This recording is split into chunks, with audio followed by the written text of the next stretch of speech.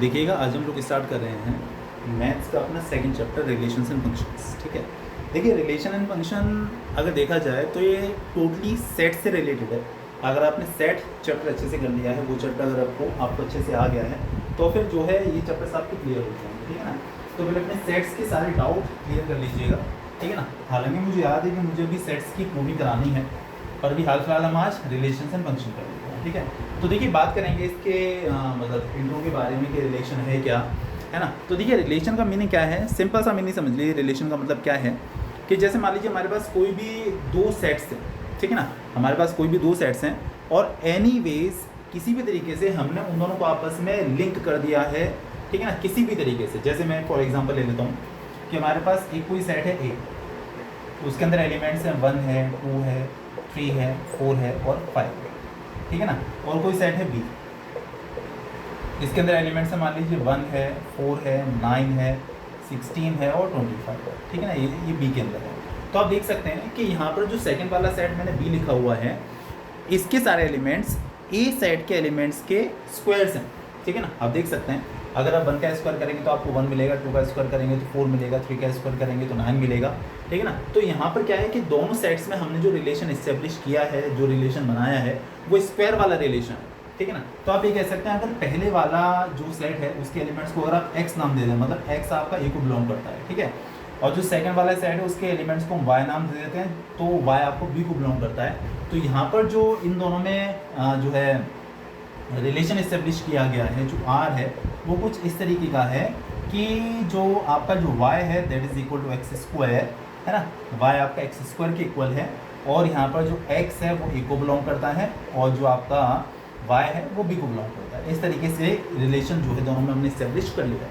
मतलब क्या है कहने का मतलब कि दो सेट्स को आप एनीवेज किसी भी तरीके से आपस में रिलेट कर लेते हैं तो वही आपका रिलेशन कहलाता है। आप सिंपली ये समझ लीजिए। ठीक है, तो कोई हार्ड एंड फास्ट कोई ऐसी चीज़ नहीं है जो बहुत मुश्किल रहने वाली है। ठीक है, तो समझ में आ गई होगी बात अच्छे से। अच्छा, अब देखिएगा, अभी ये रिलेशन है, ठीक है ना, फंक्शन इससे थोड़ा सा अलग होता है, उसके बारे में हम लोग ज़रा बात करेंगे। अच्छा, अब देखिएगा अगर मैं आपको मैपिंग के फॉर्म में रिप्रेजेंट करूँ, ठीक है ना, जैसे मान लीजिए हमने ए और बी को इस तरीके से रिप्रेजेंट कर दिया, ये हमारा सेट ए है, ये सेट बी। ठीक है ना, सेट ए और सेट बी। तो ए के अंदर जो एलिमेंट्स हैं वो हैं 1, 2, 3, 4 और 5, और इसके अंदर है 1 है, 4, 9, 16 एंड 25। तो आप देख सकते हैं 1 से रिलेट कर रहा था, है ना, 1 से रिलेट कर रहा था, और आपका जो 2 है वो 4 से रिलेट कर रहा है, 3 आपका 9 से रिलेट कर रहा है, 4 16 से कर रहा है, 5 25 से कर रहा है। ठीक है ना, तो अब क्या है कि ये जो बनाया हमने, इस सेट के जो एलिमेंट्स हैं उन्हें कहा जाता है प्री इमेज। ठीक है ना, याद रखिएगा, प्री इमेज। ठीक है, और जो सेकंड वाला सेट है इसके एलिमेंट्स को कहा जाता है इमेज।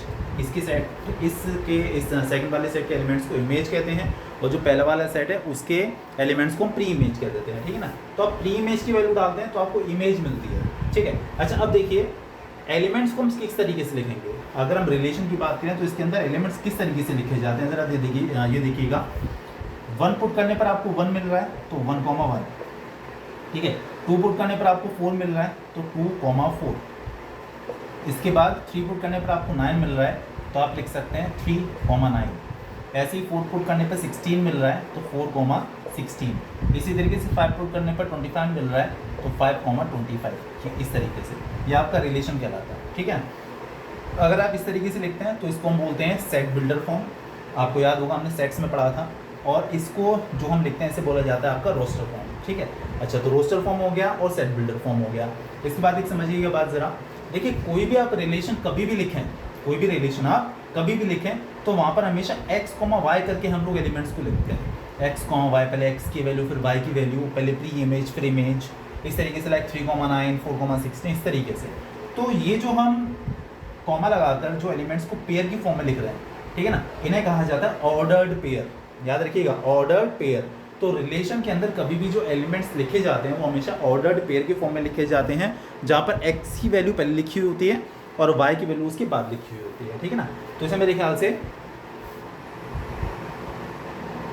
कोई इतनी आपको दिक्कत है नहीं, क्लियर हो गया होगा इतना। ठीक है, चलो इसके बाद हम बढ़ेंगे एक्सरसाइज की। बाकी जो फंक्शन है वो इससे थोड़ा सा अलग होता है, बहुत ज़्यादा अलग नहीं होता लेकिन थोड़ा सा तो अलग है ही, तो उसके बारे में बात करेंगे आगे। पहले हम एक्सरसाइज नंबर एनसीईआरटी के एक्सरसाइज नंबर 2.1 करते हैं, ठीक है।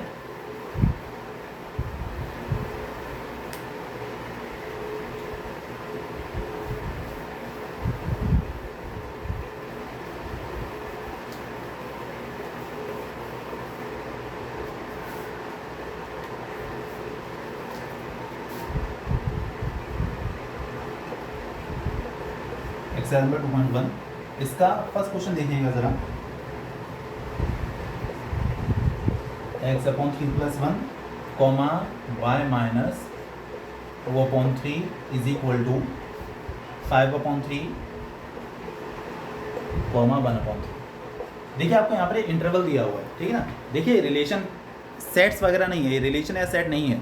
आप देख सकते हैं यहाँ पर दोनों साइड ओपन इंटरवल लगाया हुआ है और आपसे पूछा गया है कि x और y की वैल्यूज़ निकालिए, ठीक है। तो देखिए ये इंटरवल दोनों आपस में तभी इक्वल हो सकते हैं जब जो इनिशियल वैल्यू है, ये इनिशियल वैल्यू के इक्वल हो और जो फाइनल वैल्यू फाइनल वैल्यू के इक्वल हो, ठीक है ना। तो आप ये कह सकते हैं कि जो x/3 + 1 है ये आपका 5/3 के इक्वल होना चाहिए। यहाँ से आप इजीली x फाइंड आउट कर सकते हैं, तो 1 उस साइड जाके माइनस हो जाएगा, 5/3 - 1, तो x/3 यहाँ पर ऐसे मिलेगी, सॉल्व करिए तो मिलेगा आपको 2/3। भाई 3 × 3 5 - 3 = 2/3। आपको x चाहिए तो 3 से 3 दोनों साइड से हट जाएगा, x की वैल्यू 2 निकल कर आ चुकी है। इसके बाद y वाली वैल्यू अगर आपको फाइंड आउट करनी है तो इसके इक्वल पुट कर देते हैं, तो y - 2/3 = 1/3। देन y 2/3 इस साइड जाके प्लस हो जाएगा, 2/3 + 1/3 मतलब 3/3 हो गया, 3/3 मतलब 1। तो आपसे ये पूछा गया था कि x और y की वैल्यूज़ बताइए, तो आप इजीली बता सकते हो, कोई ऐसा जो इशू इसमें है नहीं। चलिए इसके बाद हम बात करेंगे नेक्स्ट क्वेश्चन के बारे में।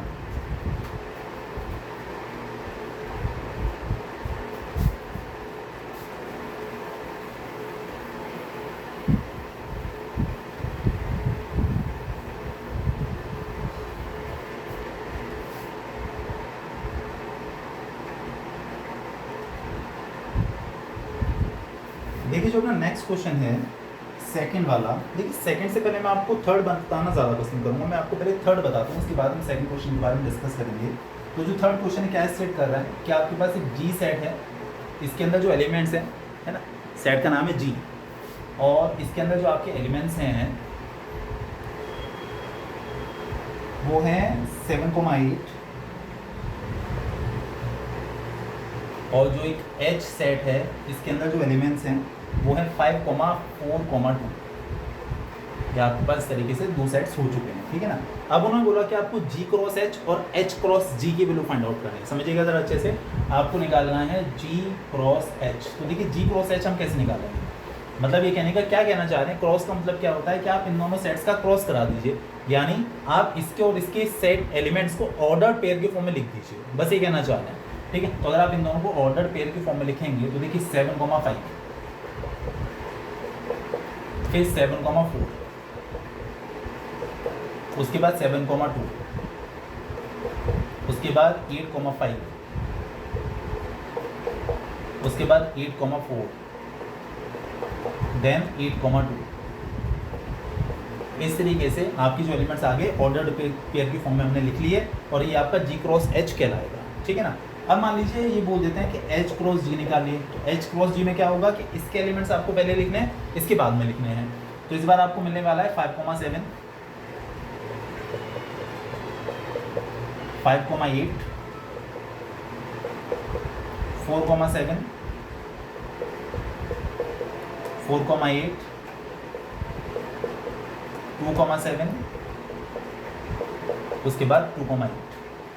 तो कुछ खास काम नहीं किया हमने, बस एलिमेंट्स को ऑर्डर्ड पेयर के फॉर्म में लिख दिया है और यही आपका कहलाता है क्रॉस, ठीक है। तो इसमें कोई ऐसी दिक्कत वाली बात बिल्कुल भी नहीं है। अच्छा, इसके बाद एक बात और समझिएगा ज़रा अच्छे से, कई बार पूछ लेते हैं कि how many elements will be there in G cross H, या फिर how many elements will be there in H cross G।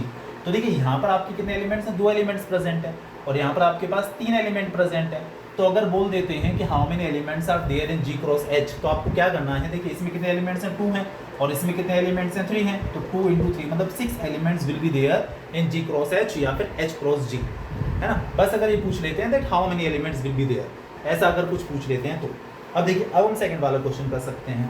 Second वाले क्वेश्चन में क्या स्टेट कर रहे हैं, if A set has 3 elements, पहले वाले सेट में 3 एलिमेंट्स हैं, कोई भी 3 हो सकते हैं, ए बी सी, ठीक है, ये मैंने ऐसे ही लिख लिया है, ये मैं समझिएगा कि इसके अंदर हैं, ये ए के अंदर एलिमेंट्स हैं और बी के अंदर है 3 4 5। बी आपका जो सेट है इसके अंदर जो एलिमेंट्स हैं वो है 3 4 एंड 5। याद रखिएगा सेट को हमेशा ब्रेसेस के अंदर ही बनाना है ना, यही वाला ब्रैकेट बनना ज़रूरी है। अगर आपने कोई और बना दिया, अगर आपने पैरेंथेसिस बना दिया या फिर ब्रैकेट बना दिया, ऐसा कुछ बना दिया तो गलत हो जाएगा, ठीक है ना। ब्रेसेस बनाना ज़रूरी है, ये बात याद रखनी है आपको। तो जो ए सेट है उसमें है ए बी सी और बी सेट में है 3 4 5। अब उन्होंने आपको बोला कि आपको ए क्रॉस बी में एलिमेंट्स पता करने हैं, find the number of elements in A cross B. तो देखिए इजी सी बात, पहले वाले सेट में 3 एलिमेंट्स हैं, दूसरे वाले सेट में 3 एलिमेंट्स हैं, तो 3 3 are 9 elements will be there in A cross B. Easy सी बात थी सिर्फ, ठीक है। तो क्लियर हो गया होगा मेरे ख्याल से, कोई ऐसा डाउट इसमें है नहीं। चलिए नेक्स्ट क्वेश्चन के बारे में बात करते हैं। फोर्थ क्वेश्चन अपना,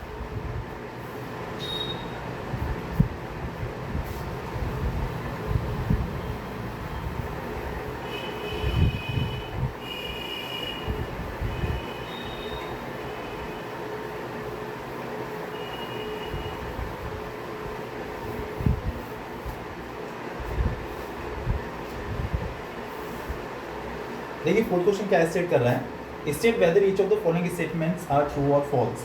if the statement is false, rewrite the given statement correctly. आपको बताना है फोर्थ वाले क्वेश्चन में, बुक सामने रखिएगा, ठीक है।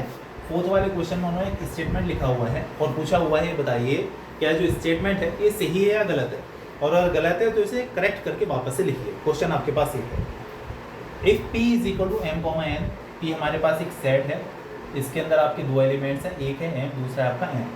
अब उन्होंने बोला जो आपका Q है इसके अंदर भी आपके 2 एलिमेंट्स हैं, एक है N और दूसरा है आपका M।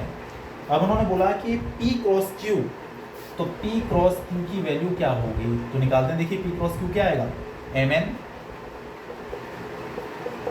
उसके बाद Mn, ठीक है, उसके बाद Nn, इसी तरीके से निकालते हैं क्रॉस, उसके बाद Nn। उन्होंने ये बोला हुआ था कि P क्रॉस Q की वैल्यू बताइए। तो देखिए यहाँ पर उन्होंने हमको जो P क्रॉस Q दिया हुआ है क्वेश्चन के अंदर वो M, N और N, M है, M, N और N, M, मतलब ये दोनों एलिमेंट्स उन्होंने नहीं लिख के दिए हुए, ये दोनों नहीं लिख के दिए हुए हैं, यानी कि स्टेटमेंट गलत है और इसका करेक्ट स्टेटमेंट ये रहेगा कि P क्रॉस Q की वैल्यू ये निकल कर आएगी, ठीक है। तो मेरे ख्याल से इसमें कोई डाउट ऐसा है नहीं, ना ही कोई दिक्कत वाली बात, ठीक है। चलिए नेक्स्ट देखते हैं। If A and B are, जो सेकंड वाला पार्ट है इसका, ये क्या स्टेट कर रहा है, if A and B are two non empty sets such then A cross B is non empty set of ordered pairs X and Y such that X belongs to A and Y belongs to B। देखिए उन्होंने बोला कि अगर A और B दोनों non empty set है, मतलब दोनों में कोई ना कोई एलिमेंट्स प्रेजेंट है अपने, तो देखिए अगर दोनों नॉन एम्प्टी हैं तो जाहिर सी बात है इनका जब आप क्रॉस करोगे तो उसमें भी कोई ना कोई एलिमेंट निकल कर आने वाले हैं, ये भी आपको नॉन एम्प्टी रहेगा, है ना, इसमें भी कोई ना कोई आपके एलिमेंट्स होंगे ही होंगे। और A क्रॉस B में, और जो आपको बहुत अच्छे से पता है इसमें हम जो एलिमेंट्स लिखते हैं वो हमेशा ऑर्डर्ड पेयर के फॉर्म में लिखते हैं, और X जो होता है वो पहले वाले सेट का एलिमेंट होता है, Y आपका दूसरे वाले सेट का एलिमेंट होता है। और ये भी यही कह रहे हैं कि आपका जो X है वो तो A को बिलोंग करता है और जो Y है वो B को बिलोंग करता है, तो बात बिल्कुल ठीक है ना। तो ये ट्रू स्टेटमेंट है जो सेकेंड वाला है वो। अब देखिएगा फिफ्थ क्वेश्चन के बारे में बात करते हैं। ये हमको दिया हुआ है -1, 1 और आपको A क्रॉस A निकालना है, ठीक है, मतलब आपको 2 बार क्रॉस करना है, A का A के साथ फिर से A के साथ।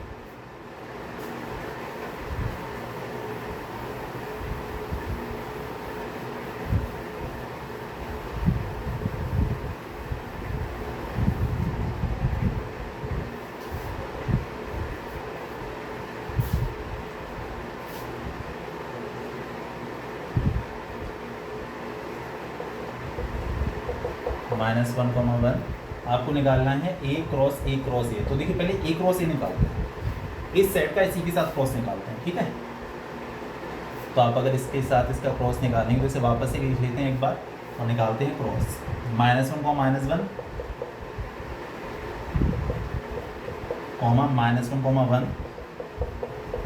-1 और 1, 1 यह आ गया आपका A क्रॉस A। ठीक है ना। अब फिर से आपको एक बार फिर से उसका एक ही साथ ही क्रॉस निकालना है, ए क्रॉस ए क्रॉस ए। तो देखिए यही है बेसिकली ये, तो -1 -1 -1, ठीक है। अब -1 -1 1 समझ पा रहे होंगे, मतलब -1 -1 का हमने दोनों के साथ क्रॉस कर लिया। अब इसकी बारी है -1 1 -1, फिर इसका इसके साथ करेंगे -1 1 1। अब इसकी बारी है तो 1 -1 -1, फिर इसका ऐसे करेंगे तो 1 -1 1, ठीक है। अब इसका इसके साथ करेंगे 1 1 -1, ठीक है। अब 1 1 की बार होगी, ठीक है, 1 1 -1, फिर 1 1 1। और मेरे ख्याल से हम सारे एलिमेंट्स लिख चुके हैं। ये आपका ए क्रॉस ए निकल कर आ गया, मतलब ए का ए के साथ क्रॉस किया और फिर से हमने उसके साथ फिर से क्रॉस कर दिया, और ये हो गया आपका ए क्रॉस ए, ठीक है। तो कोई दिक्कत नहीं है, ये आपका था 5th क्वेश्चन। अब हम करेंगे 6th। देखिए 6th क्वेश्चन में क्या बोला हुआ उन्होंने कि हमें ए क्रॉस बी दिया हुआ है, जो कि है a, x, a, y, b, x, b, y, ठीक है ना। अब उन्होंने बोला कि फाइंड ए एंड बी, आपको ए और बी इंडिविजुअली फाइंड आउट करना है। अच्छा, 4th का 3rd पार्ट रह गया बच्चों, 4th का 3rd पार्ट मैं चलिए मैं बताता हूँ अभी। तो 6 वाले के बारे में हम लोग बात कर रहे थे। ए क्रॉस बी हमको दिया हुआ है, तो a, x, a, y, b, x और b, y। देखिए आपको बहुत अच्छे से पता है, जो आपके पहले वाले एलिमेंट्स होते हैं ये तो सेट ए के होते हैं, और बाद वाले एलिमेंट सेट बी के होते हैं। तो अगर आप ए निकालेंगे तो आपको ए के अंदर मिलेगा a, b, b। देखिए a, ए किसी भी सेट में एक एलिमेंट हम 2 बार नहीं लिखते, तो आपको सिर्फ a, b ही लिखना है, ठीक है। और अगर हम सेकेंड सेट b की बात करते हैं, x, y, x, y, तो 2 बार नहीं लिखेंगे, सिर्फ x, y। हो गया आपका आंसर, ठीक है। ए और बी हमने इंडिविजुअली बता दिए कि हमारा ए सेट क्या होगा और बी सेट क्या होगा, ठीक है। बस यही काम था इसके अंदर।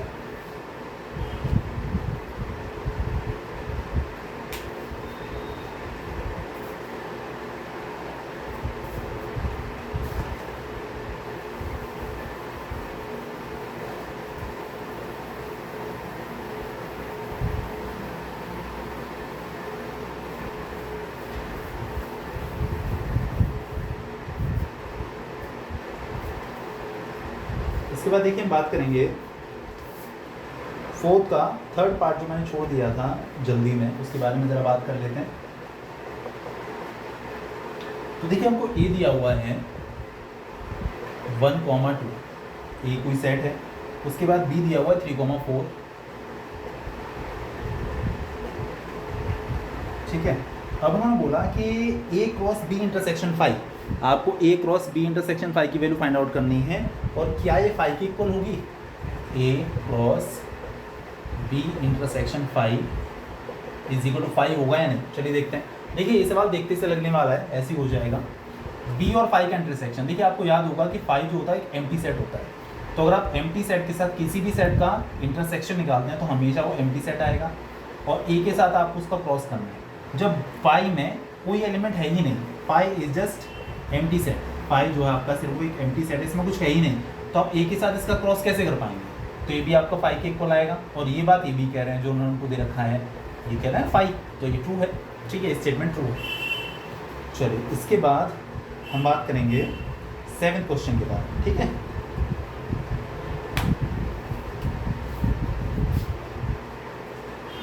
सेवन क्वेश्चन क्या स्टेट कर रहा है? देखिए ए हमें दिया हुआ है 1, 2, इसके बाद बी दिया हुआ है 1, 2, 3, 4,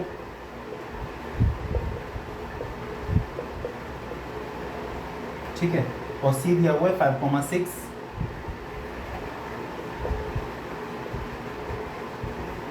इसके बाद डी भी दिया हुआ है, लेकिन मैं डी वाला पार्ट करने नहीं वाला हूँ, मैं इतने से ही समझा दूंगा।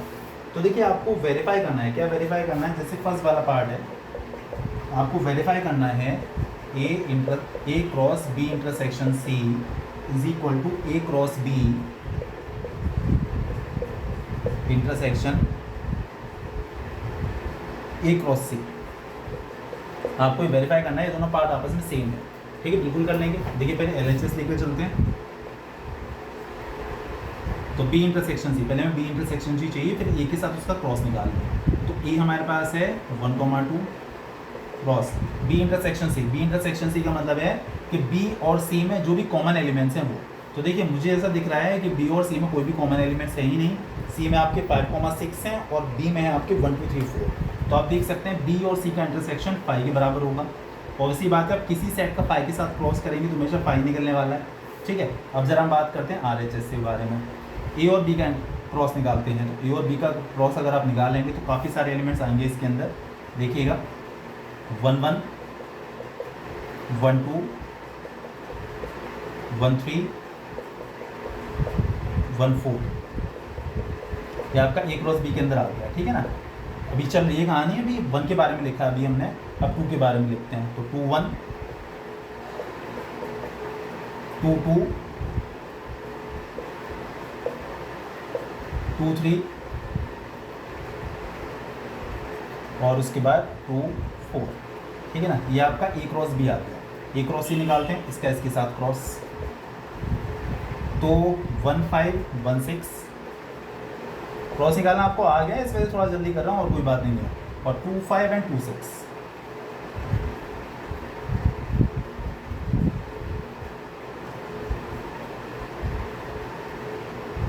ठीक है। अच्छा अब देखिएगा, जो ए क्रॉस बी हमने निकाला 1, 1, 1, 2, 1, 3, 1, 4, 2, 1, 2, 2, 2, 3, 2, 4 और ये मेरे ख्याल से कोई भी एलिमेंट आपको कॉमन नहीं दिख रहा होगा जो कि दोनों में प्रेजेंट हो। तो आप कह सकते हैं कि आपका जो ये निकल कर आया RHS है ना भाई, इंटरसेक्शन नहीं, क्रॉस इंटरसेक्शन लेना था ना, क्रॉस नहीं लेना, इंटरसेक्शन लेना था। तो आप देख सकते हैं यहाँ पर भी इनमें कोई भी कॉमन एलिमेंट निकल कर नहीं आ रहा है। तो ये भी आपका 5 के इक्वल हो गया, ठीक है ना। ये भी आपका एम्प्टी सेट के इक्वल हो गया। बस आपको इशू करना है, तो ऐसा कुछ है नहीं इस वाले में, है ना। जो आपका ये वाला जो क्वेश्चन है 7th वाले ईजिली हो जाए, ठीक है। चलिए इसके बाद हम बात करेंगे 8th क्वेश्चन के बारे में।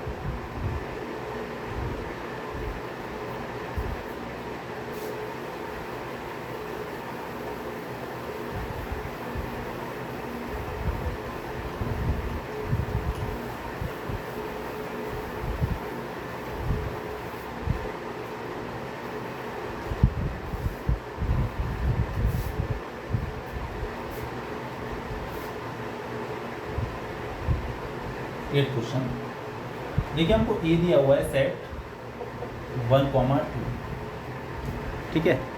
जो ए सेट है दैट इज 1, 2 और जो बी है वो 3, 4 है, ठीक है। उन्होंने बोला कि राइट ए क्रॉस बी, आपको ए क्रॉस बी लिखना है। तो ए क्रॉस बी तो हो गया, जरा सी बात है भाई हमारे लिए।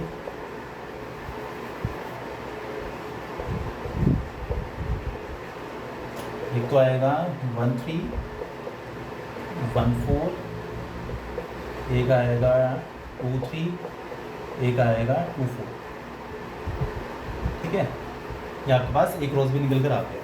अब आपसे क्या पूछ रहे हैं, how many subsets will A cross B है।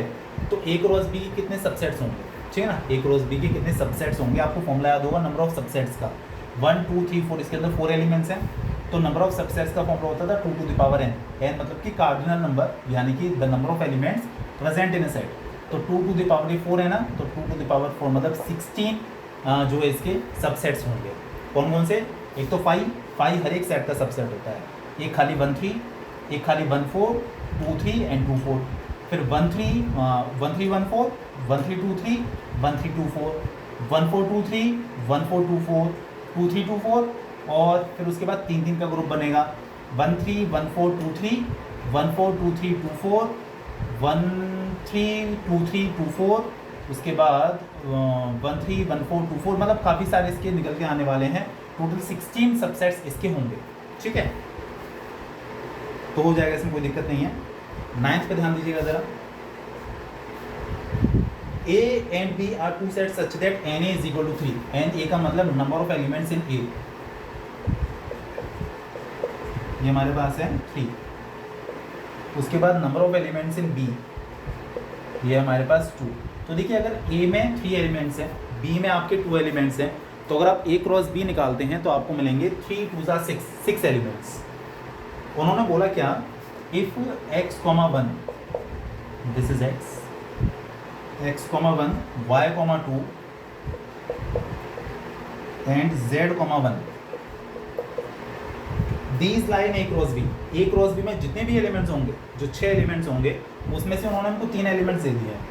तो आपको उन्होंने बोला हुआ राइट A एंड B, तो आपको A और B इंडिविजुअली लिखने हैं कि A और B की वैल्यूज़ क्या रहेंगी। ठीक है, देखिए हो गया। देखिए आपको बहुत अच्छे से पता है कि स्टार्टिंग वाले जो एलिमेंट्स होंगे वो A के होंगे और जो बाद वाले एलिमेंट्स होंगे वो B के होंगे। तो A जो सेट होगा उसमें होंगे x,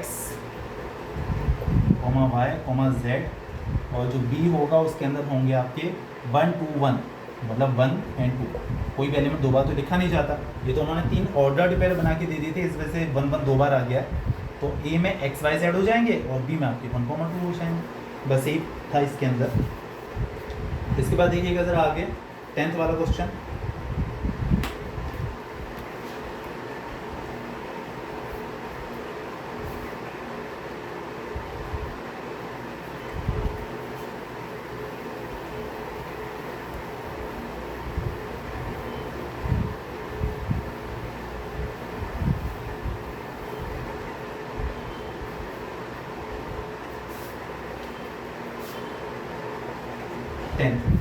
the Cartesian product A cross A, उन्होंने बोला कि A का A के साथ क्रॉस किया गया, उसमें 9 एलिमेंट्स हैं, मतलब A क्रॉस A का A के साथ क्रॉस कर रहे हैं। तो देखिए सेम सेट का सेम के साथ क्रॉस कर रहे हैं, टोटल हमारे पास 9 एलिमेंट्स हमको मिल रहे हैं। ठीक है, 9 एलिमेंट्स। तो 9 एलिमेंट्स सभी मिलेंगे जब A के अंदर 3 एलिमेंट्स होंगे, तभी तो 3 × 3 9 एलिमेंट्स मिल जाएंगे। तो A के अंदर टोटल 3 एलिमेंट्स होंगे, ये बात हमको क्लियर है। अच्छा, अब A क्रॉस A में जितने भी एलिमेंट्स हैं उसमें से कुछ एलिमेंट्स उन्होंने हमको लिखे हुए हैं -1, 0 और 0, 1। तो उन्होंने बोला कि आपको A क्रॉस A के रिमेनिंग एलिमेंट्स लिखने हैं। तो देखिए हो गया, पहले ज़रा A की वैल्यू निकाल लीजिए। A में कौन कौन से एलिमेंट्स हों, देखिए एक तो -1 होगा। यहाँ जो क्रॉस किया गया है, जो 2 एलिमेंट्स लिखे गए हैं उसके A का A के साथ ही क्रॉस कर रहे हैं, उनमें से ही लिखे हैं 2 एलिमेंट्स। तो एक तो -1 होना ही होना है, एक 0 होना है, एक 1 होना है। अब उन्होंने बोला कि आपको इसके बाकी बचे हुए एलिमेंट्स भी लिखने हैं। तो ठीक है, अब इसका इसी के साथ क्रॉस कर दीजिए। भाई उन्होंने बोला कि A क्रॉस A के रिमेनिंग एलिमेंट्स लिखिए। तो A क्रॉस A निकालते हैं हम लोग। एक तो -1 आएगा, एक -1 0 आएगा, -1 आएगा, -1 बनाएगा, सॉरी 0 को -1 आएगा, 0, 0 आएगा, 0, 1 आएगा, उसके बाद 1, -1, 1, 0 और 1, 1। अब उन्होंने आपको क्या बोला कि कौन कौन से एलिमेंट्स उन्होंने दे रखे थे, ये दे रखा था जी -1, 0, एक तो ये दिया हुआ था, एक 0, 1। आपको इन दोनों को छोड़कर बाकी सारे एलिमेंट्स लिख देने हैं। उन्होंने बोला था ना राइट द रिमेनिंग एलिमेंट्स, तो इन दोनों को छोड़कर बाकी सारे एलिमेंट्स आपको यहाँ पर मेंशन कर देने हैं। तो ये आपकी एक्सरसाइज नंबर 2.1 थी, मेरे ख्याल से क्लियर होगी, समझ में आ गया होगा। ठीक है, तो इसके बाद जो एक्सरसाइज नंबर 2.2 है वो हम कल वाली वीडियो में करते हैं, तब तक आप इतना कर लीजिए। Okay, bye.